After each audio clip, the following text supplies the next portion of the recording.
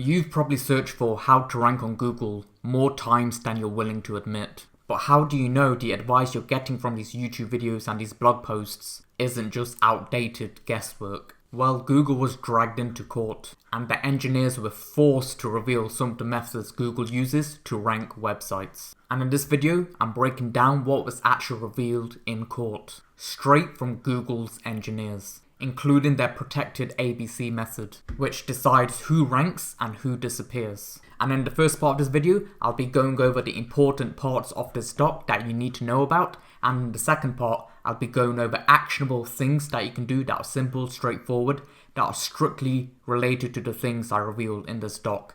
And as you can see here, this was published in 2025. So the first thing is really interesting. Now bear with me here because I'll break everything down for you.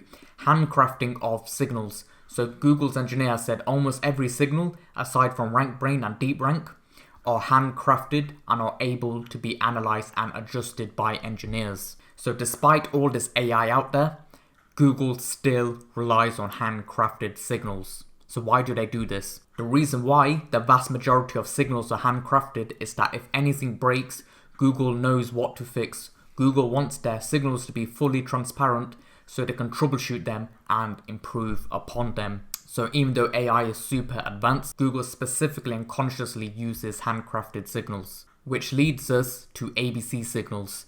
These are the three fundamental signals. All three were developed by engineers. So we've got A, B, and C. So anchors, bodies, and clicks. So anchors, A source page pointing to a target page. And if you even mentioned it, it means links. So really important even to this day. Then we've got body, B, terms in the document. And when Google or this paper says document, it means a page. And terms, well, basically keywords along with entities. And I'll talk a bit more about entities later. Then we've got clicks, so C. Historically, how long a user stayed at a particular link page before bouncing back to the search results. So how long does a person spend on your page? That's a ranking factor. And ABC signals are the key components of topicality, or a base score, which Google's determination of how the document is relevant to the query. So Google will score your page and then rank it based on that score. And one of the things that contributes to that score are these ABC signals. And it gets even more interesting. So they've got something called Q, page quality, i.e. the notion of trustworthiness. So quality score is hugely important even today. So page quality is something people complain about the most. And here's what's even more interesting. Nowadays, people still complain about the quality and AI makes it worse. So Google's fully aware that AI is still pretty crap in terms of the content a lot of people published.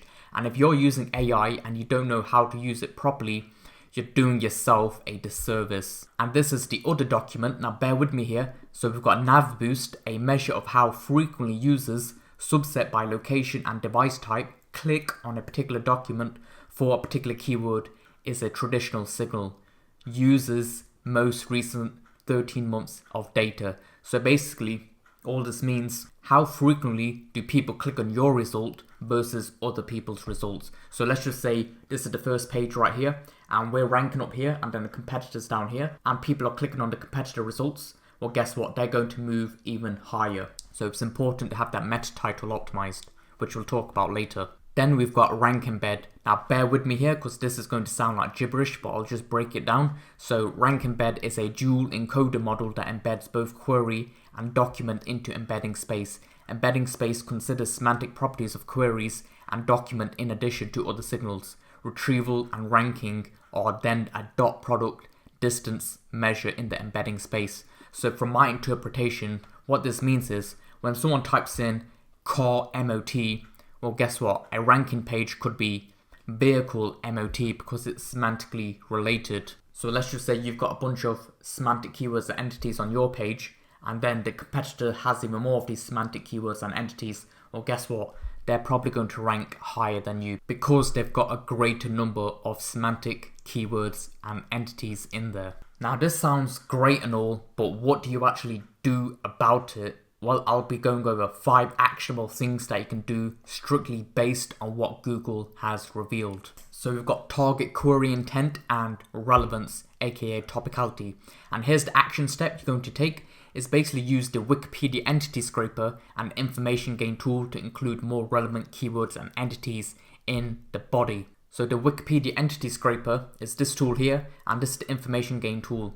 And this is completely free. You don't need to pay a penny. They're my own tools, and you don't need to pay a penny to use them. All you need to do is literally type my name into Google. So ZUKAIS and then tools.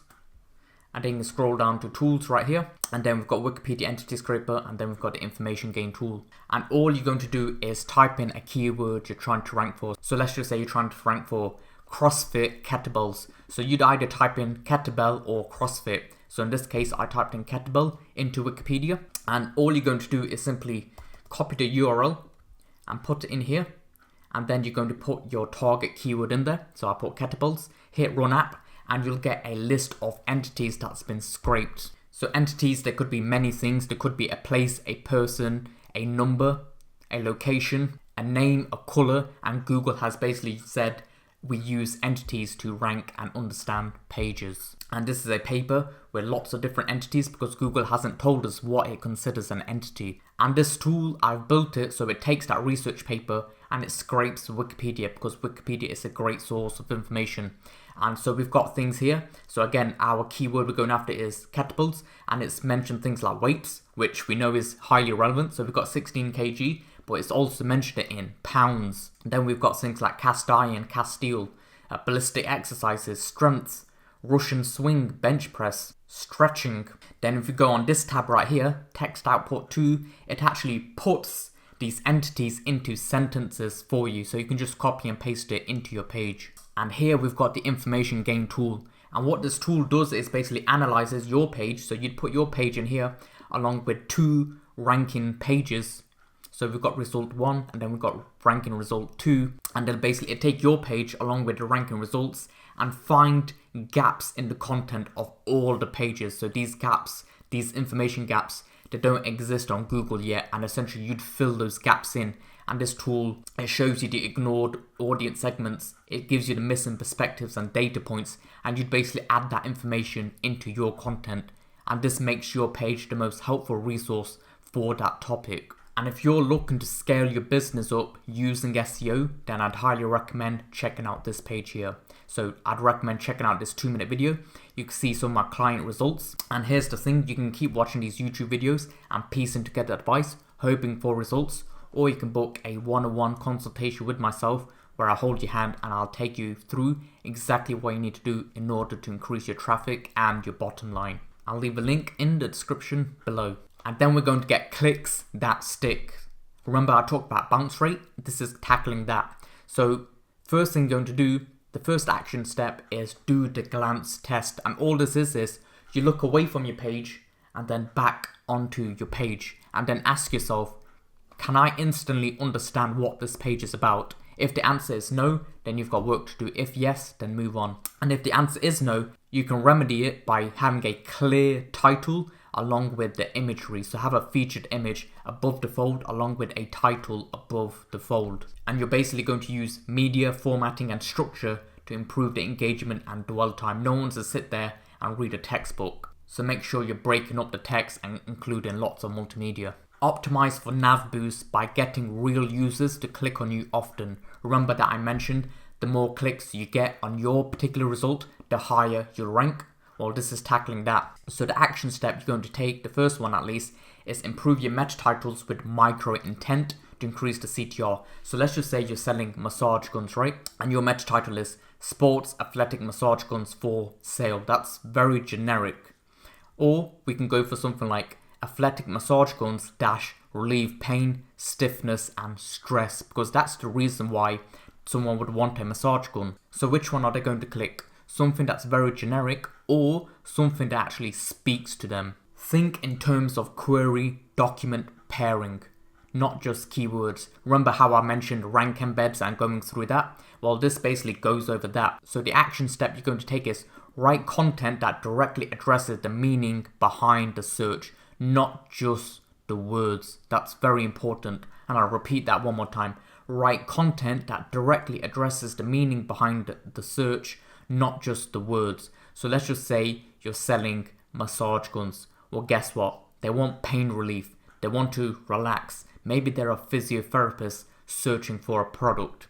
Guess what? You're going to mention all that stuff on your page. Then you're going to build internal and external links. Remember how I mentioned anchor signal? A, B, C? Well, this is catering to A. And what you're going to do is optimize internal links using anchor text. So anchor text is simply the linking text. So what you want to do in your anchor text is specifically describe the page you're linking to. Be specific, not generic. So if you're linking to your massage gun page, don't just link massage guns. Instead, do something like massage guns for athletes. And then you're going to do an anchor text audit. So you can see if X page is receiving links, what do those links contain? What's the anchor text? And you can use different tools. I'd recommend using Screaming Frog to see this. And then you're going to get featured on other websites. So again, other websites to mention you and controlling the anchor text. The problem with that is it's extremely difficult to do that because you don't have any power over someone else's websites. And if you're someone who hates link building, then you need to check out this video right here.